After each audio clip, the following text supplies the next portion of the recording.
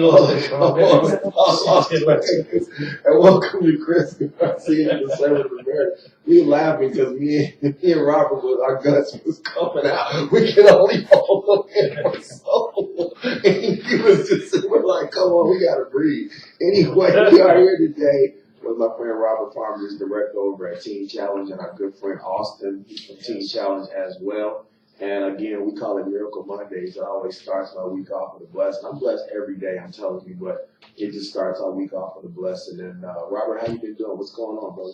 I've been good, just up on the Passion Week, the week before Easter, and just, preparing our hearts and all that stuff to celebrate what Jesus did on the cross. So it's just, we're blessed. We have a great thing going on across the street, and we're just looking forward to Easter, and then the week after Easter is our car show. So the preparation beforehand is it's crazy but awesome at the same time. That's right. Austin, what's going on, man? Everything's been good. Just staying busy and just been about God's business. This weekend's been really busy for us. We went out to VBF church for Bethel, and that was really good for praise and worship. And just to see the anointing of the Spirit being out there, just people coming to God and being saved, and just seeing the transformation of what's going on. And also we had did another event that went really good, but we just been staying busy just about God's work, and just it's always a joy, just to see how His hand is moving and moving in my life as well. Yes. So give me a little testimony. Tell us about, we know you, Austin, but these people out here, they don't know you, and just talk to us about, kind of how your life was and what you used to be into and how God has changed your life right now. Oh, yeah, most definitely. I'm born and raised in Watts, California. And, I was the youngest of four brothers, and, all my brothers went off to college and went into the military, and I was kind of left at home by myself. And I was raised by both my parents. They had good jobs. My dad was an aviation welder. My mother worked for the VA for 41 years. So most of my family have a military background. But me being left at home by myself, I always wanted to feel like I'm wanting and need. And, for me growing up in Watts, it's like I was doing good, junior high, elementary, junior high, and high school is where I kind of had a little rough road because I started feeling that need. I wanted to be wanted. So I ended up getting involved in games, drug activities, a lot of things. I was always active in sports, but it was just, my mom's, my dad, they were always working, and then my dad had ended up passing away in 91, and I was only 16. So it was just at the point where I was a young man just becoming to know my dad. He ended up leaving me. So, then my mother still had to work. So I just started taking to the streets, I started hustling and just getting in a whole lifestyle that I didn't want to get into, And I had a daughter at an early age, I had my daughter when she was, I think I was 16, 17. Man, our lives mirror each other a lot. I had my first at 16. Yeah, actually yesterday was my daughter's birthday. She's 27. I'm like, man, what do the time go? I got a 32-year-old. Yeah, she's 27, so she's getting up there. But, I went through that, and then my youngest daughter came along, and I started getting into a lot of activities of robbery, and I ended up catching my first federal case in 95. And I ended up going to federal prison 2 days before Christmas. And I ended up doing I was supposed to do a stint amount of time, but I did 4 years off of that, and I came home. And it's like I came to a crossroads, Chris, where it was like either I could go back to my neighborhood or I could move. So I ended up making a choice to move into San Diego. And it's a trip because my brother was always stationed out there. And at the time, I ended up going to junior college and stuff in city college. But at the time when my brother was deployed, he was getting deployed over to Singapore. He made a pact with me. He said, young bro, if you keep getting good grades in school, I'll let you keep my car while I'm on deployment. So I used to take him out to San Diego. And he would let me keep the car for like 8 to 9 months at a time. And I was telling him, I'm not moving to no San Diego. I'm in LA, God. I ain't never moved to San Diego. Now he laugh at me. That's the moral of the story that, I've been out there 18 years. But, I've moved around a lot, Chris. And one thing I have realized is that you can move anywhere that you want, but you take yourself with you. And that's where the reality check part came in at. you know, and I've lived, you know. Ain't that the truth, Rob? Yeah. That's true, man. Yeah. And, That was real. That was real right there. yeah. And, yeah. So you know, I spread my awareness, you know, and you know, not me having my dad, you know, a lot of stuff was, you know, of course it was God, but I always said self-taught. You know, a lot of my friends are older gentlemen. Mm-hmm. You know, I don't really hang around too many people my age. I said I'm that young, I'll be 44 this year, but most of my friends are in their 48, 50, they're older guys. Yeah. And, you know, I've been blessed. You know, I've been to San Diego 18 years. I've had some really great jobs. I've worked in the stock market for a while. I did a lot of sales and advertising for the past 18 years. And really, this is my first time sharing my testimony. My last 3.5 years, I worked in healthcare. I worked as a healthcare specialist. That's what I dealt with. Life insurance, affordable medical coverage, indemnity plans, 90/20, stuff like that. And I did that in Mission Valley for 3.5 years. I am licensed too. Mm-hmm. And it's just, it's a trip because then I just started getting depressed, you know, and just doing different things. And one day I sit down at my desk at work and I thought to myself, I said, man, I'm sitting up here helping everybody else, but I was feeling myself because I was slowly drifting into drinking a lot. You know what I mean? And that's where my life starts to take a turn. But, you know, I always believed in God, and I know that His power is greatness. You know, and how I came about learning about Team Challenge. No, I'm kind of jumping around a little bit. No, it's okay. That's how life is. Yeah. The way I found out about Team Challenge, I had a home in the Oceanside. I lived not too far from Maricosta College. And I used to go to this small church called Shiloh. Very small church. And one day Team Challenge came in and sung in the choir, shared their testimony.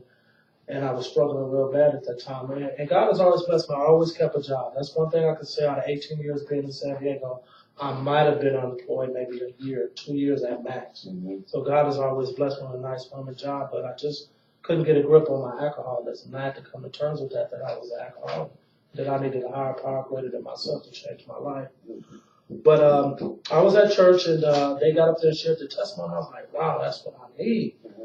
So after it was over with, it was like, you know, my significant other I was with at the time was like, why don't you go back there and talk to the gentleman?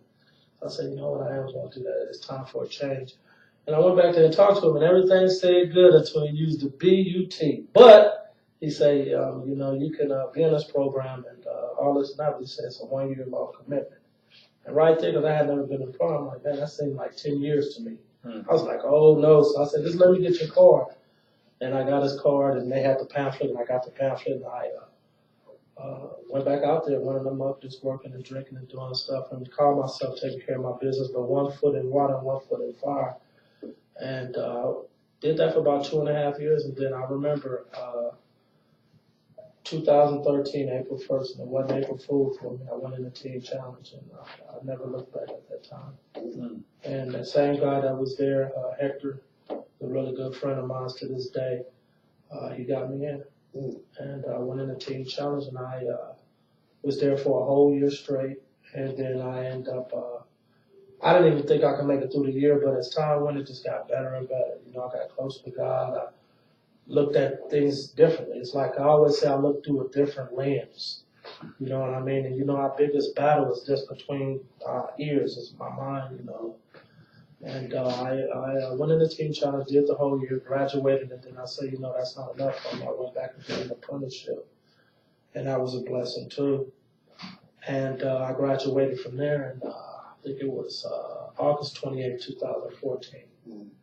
And the whole time I was there, you know, in Team Challenge, I was learning the Word of God and getting close to God, but I also did a lot of fundraising.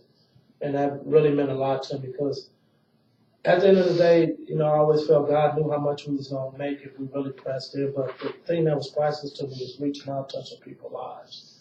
You know, coming in contact with people, going in different neighborhoods, and letting them know that there is hope. You know, the only thing it costs you is just the willingness to want to change. And it was a blessing. And then once I became an apprentice, then I was a fundraising coordinator. So I did all the setting up and everything. But it was a blessing. And all that was good, but my main thing is I felt in my heart that I should have went farther because I just felt still a void when I graduated from my apprenticeship in 2014, I should have went further into the ministry, but I didn't. Right then and there, I made a decision that I was going to step away, but I didn't want to disconnect myself. But in the long run, I ended up doing that. I started getting back into work and just working and just thinking I could do everything on my own power, and forgetting how did I get there? It's because of God, and also ultimately use a team challenge as a vehicle to get me to where my life was at that time. And I disconnected myself, and that was a big violation that I did. You know what I mean? Because in my heart, I knew that it wasn't the right thing to do, period. But I still, the spirit is always willing, but the flesh is weak, and I don't want to use that as an excuse, but I was looking at things from a fleshly standpoint, not looking at it from a spiritual standpoint, which would have got me further in life than what I am. But thank be to God that His grace was still on me. But I ended up going back out there, and I worked. I stayed in Riverside for a while. And that didn't really work out for me. And then I came out to Vegas last year, and that's bringing you up to date. And then I was out here, and I worked and still was drinking. I just went back into the ways of the world, And regardless of the fact, I wasn't doing a lot, but I was doing enough that wasn't right. I still went to work, came home, but I just couldn't get a handle on my drinking. It's just like I went right back to where I was at. It says in the Bible, a man will clean his house and then the spirits will leave him and then come back and it's 7 times worse. And that's just how it was. It was just worse. I use any excuse to want to drink. If the game on, I want to drink. If I'm feeling bad or sad, I want to drink. It even got to the point where I would get to work like 2 hours ahead of time, and I would drink and then kind of mellow out and then go into work. And I was working graveyard.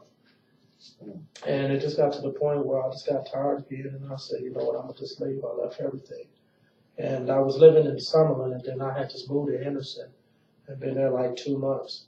And then I left, and that was the wrong thing to do. I went back to L.A. And it was crazy. It just, I don't like to even call it L.A. no more. I call it L.A. And going back to my old neighborhood, being in Watts, it's like you go to the concrete jungles. Nothing ever changes. If it's not getting better, it's just worse. It's just so bad. Robert, do you see that a lot? Do you see people? Thank you so much, Austin, for we don't keep talking about it. Man, I got so many questions to ask you, but Rob, I know being a coordinator or being a director over there, do you see that a lot when people they maybe leave the program too early or maybe finish, but they're not really finished? You know what I'm saying? Like there's more work to be done. Like Austin. We always talk about, it's always like Jonah, the story of Jonah. Jonah and the big whale, and the whole story in a nutshell is, God is trying to lead this man Jonah in a direction that God has for him. And Jonah knows better than God, and or thinks he knows better than God, and instead of doing what he's supposed to do, ends up going off in a different direction. And eventually, God makes it really, really hard for that man Jonah to do what to go on his own, and eventually sends a whale to swallow him up, to take him right where God wants him. And so when guys they leave, a lot of times God's leading people, and sometimes we get our own what AA and NA call it stinking thinking. We start thinking that we know better than what God's doing, and I have seen a lot of people leave. A lot of times people get sober in the first 30 or 60 days, and they say, I got it down, I'm ready. And there's a reason why our program's a year long, and there's other programs that are 30 days, 90 days. The reason the reason I think that the program's a year long is because a lot of times it takes more than a year, if not multiple years, for us to develop our addictions, our bad behaviors, or all of the drama in our lives. And it takes a little bit longer than 30 to 90 days to try and think that we can break those habits. And so a year is just a starting base for you to get consistency down with your new good behaviors that Teen Challenge teaches you. It's what I call a discipleship program, and the year is like I said, it's just a starting point. It just gives you a good what we call a foundation for you to build on. Anyone who leaves a little bit earlier than that, and I think is really robbing themselves of the growth that can happen in that year. I came across people asking, well, does everybody need the year? And I'll say no, but a year can't hurt anybody. A year will do. And then I would kind of answer back. I'm like, well, will a year hurt you? I mean, can a year do good? Can a year do a lot better than the 30 days, 60 days? But it's like you said, that seems like 10 years. It seems like 10 years. A year. And you know what? AA, NA, they're good.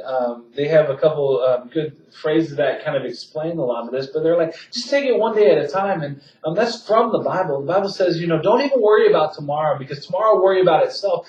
Each day has enough worries for itself. And so a lot of people think, when they take, there's a story of this guy named Peter, and he was one of Jesus' disciples, and Jesus was walking on water, which is kind of crazy if you think about it. But Peter saw Jesus, and he said, "Hey, Jesus, if that's you, let me come out to you and walk on water with you." And so he says, "Come." And Peter got out of the boat, started walking on water. But there's a significant part in the story where it changes, and it says that Peter, stopped looking at Jesus, and he started looking at the waves around him. And that very moment, he started sinking.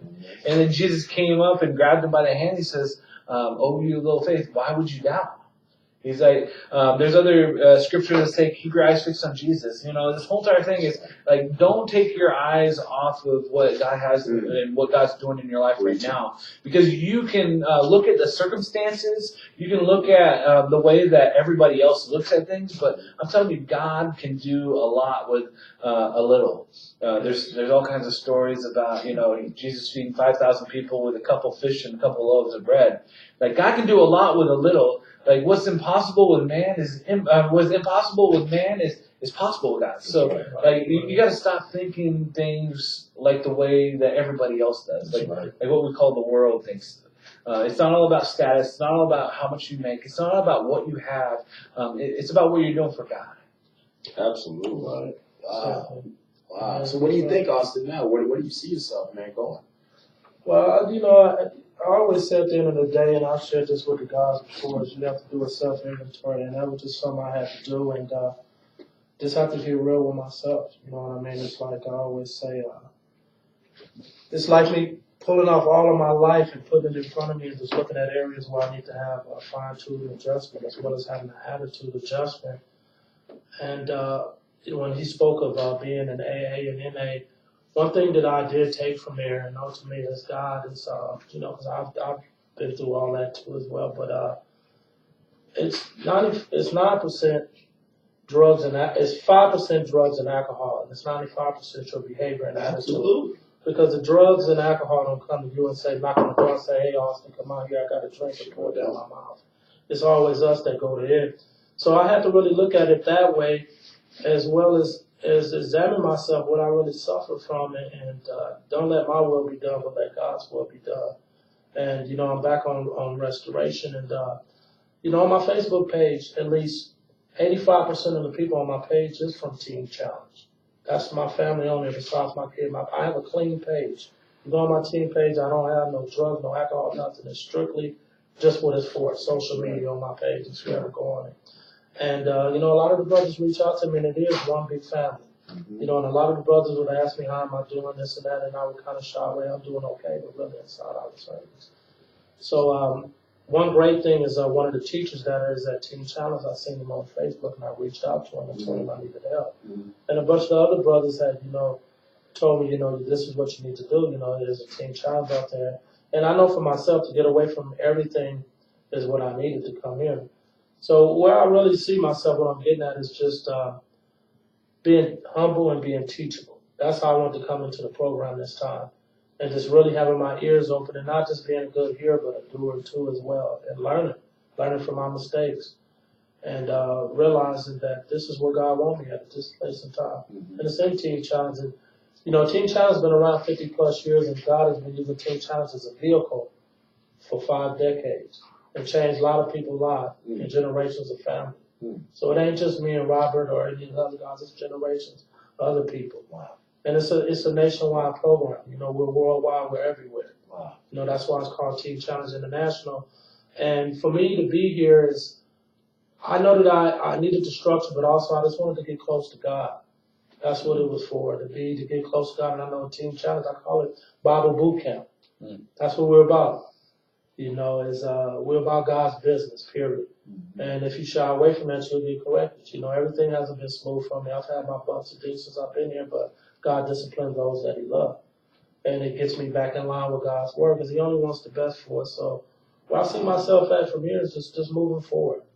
Just learning as much as I can while I'm here on restoration, and going from that into internship and wherever else God want to lead me at. You know, so that's why I see myself at, is just being available. Being available and leading by that example, you know. And those are things that I do, and I just read. Just really in soaking up the Word of God. So I can be able to apply it to my life. Because it's easy. You know, my dad used to always tell me, Chris, he say talking and doing is 2 different things. And Absolutely. So, you know, I can say, you know, so just putting everything into action that I'm learning. How do you feel, Robert, when you hear somebody like Austin? I know, man, the people you bring over here is they're just wonderful people, man. They have God in their life and stuff. How does that make you feel, Robert? And I know you're going to give all the credit to him. I already know how you are, but yeah, it's good. You know, Teen Challenge is just like you were saying, generations and generations. And what we do is we are in the process of restoring people with them, their relationship with God. And, you know, 2 Corinthians chapter 5 at the end, it talks about how we've been given this ministry of reconciliation to be reconciled with God. And that's what Teen Challenge is all about.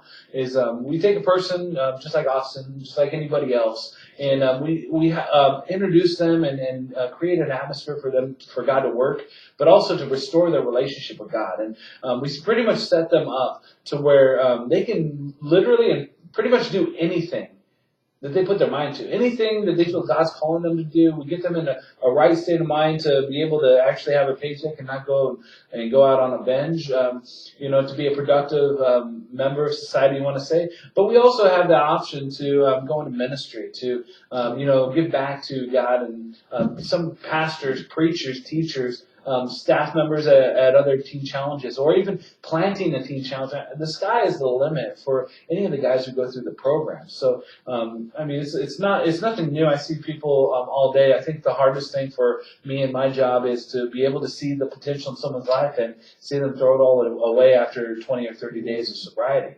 Now, that's the hardest thing.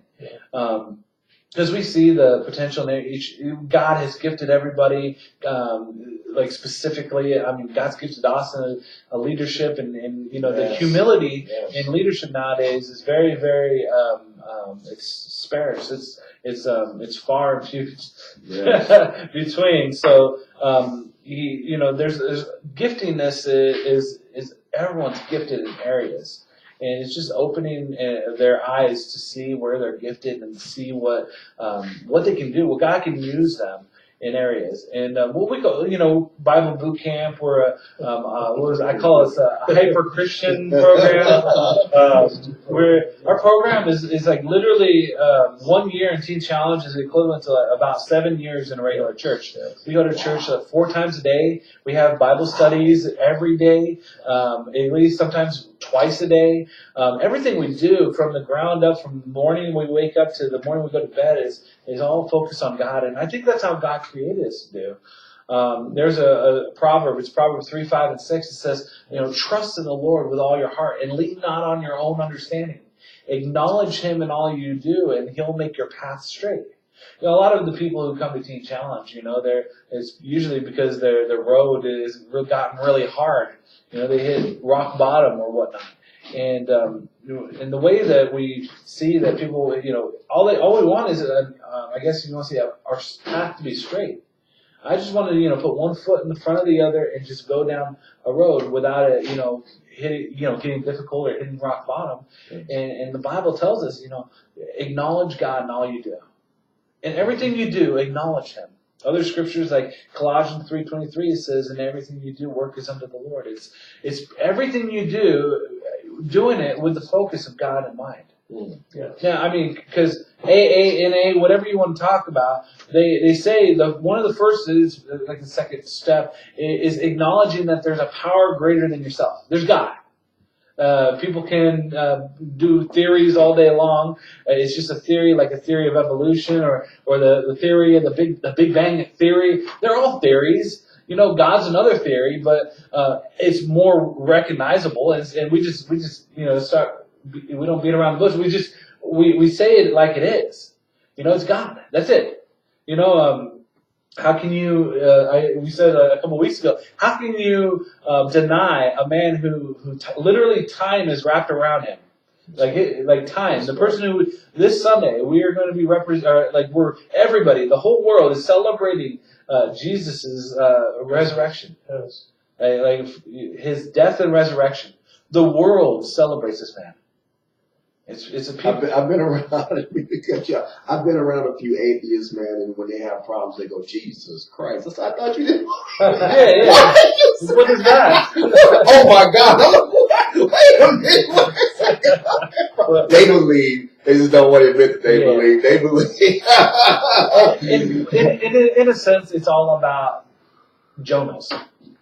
They're just running from God. That's it. And you see, you can only run from God so long. There's nowhere you can run from God to where He can't see you. He can't find you. He knows you. He created you. He knows exactly where you're at. He knew what He created you to be. He's the one. He knows every single hair that's on your head. He knows your eye color, your birthday. He knows if you're a Capricorn or a Scorpio. He knows everything about you. And people are running from that fact. Why not run to this man, this God, who has His arms wide open, who loves you so much that He paved a way for you to have a relationship with Him. Today, when we're talking about Easter, it's like, if you're Jonah, quit running. See, not many people, there's not many wells out there. In the story of Jonah and the whale, God sent a whale to swallow Jonah up and spit him out where He wanted him to go. But you see, some people aren't fortunate enough to have a whale to bring them to a place called Teen Challenge, or to bring them back to God. Some people, unfortunately, will die without turning back to God. And that is really, really unfortunate, because that's not how God intended it. That's right. We got about 2 minutes left. I want you guys to talk about the car show that's coming up. Yeah. The car show is the Sunday after Easter. It's 2 weeks away. It's April 23rd. It's Sunday from 2 to 6. We already have about 50 to 60 cars. It's open for registration. We have all different years, makes, models, themes. It's not just automobiles. You can classic or vintage or new bikes, motorcycles that we're displaying as well. It's going to be a fun family event. We have a kids zone, which is we kind of beefed up this year. It's not only going to have bounce houses, but we're going to have face painting. We're going to have a petting zoo. We're going to be having pony rides. Oh wow! Yeah. And so it's going to be fun. If for the car enthusiasts, for families. Last year it was later on in the year during the summer, so it was really, really hot. So we moved it earlier. So hopefully we're praying for good weather. It's a fundraiser, so we have raffles. We take donations. We open up the center to where it's like an open house. You can tour the center, kind of see what we do, where we do it. And I'm just telling you, it's what I call humble beginnings. But I'm telling you, if we're good and faithful with what God's given us here, I know that He'll bless us and give us more. And I'm just saying, if you come here, I invite you to come to our. It's 720 South 9th Street. We're blocking off 9th Street in between Gas and Clark, so 2 blocks are going to be blocked off. But come here and see what we do, because I just imagine what we do. If we did what we do times 10, the impact and influence that we could do in Las Vegas. We're doing it as small. I say small. It's like about 20, 25 guys right now in the house that we're discipling. But imagine we're doing 250. That's right. Imagine if we had 4 or 5 centers that did 250. That's right. I mean, that's a big, huge impact for God in Las Vegas. That's right. And you know Las Vegas needs it. Austin's new to the show, and I always tell people that, God didn't give me the best looks or the nicest body, but what he did give me was the ability when I'm around people. He kind of lets me see a little vision of their future. Cool. And with this young man, Austin, everybody that's come on my show, I've always talked to him about that. You're going to have your own center. Yes. I don't know if it's going to necessarily be a team challenge. He didn't tell me that. But you're going to open your own center. Amen. And I accept that. Thank you. So that's going to be incredible. You're actually going to have something. You're not going to name it after you or nothing like that because you're not that kind of a person, but you're going to open up a center one day.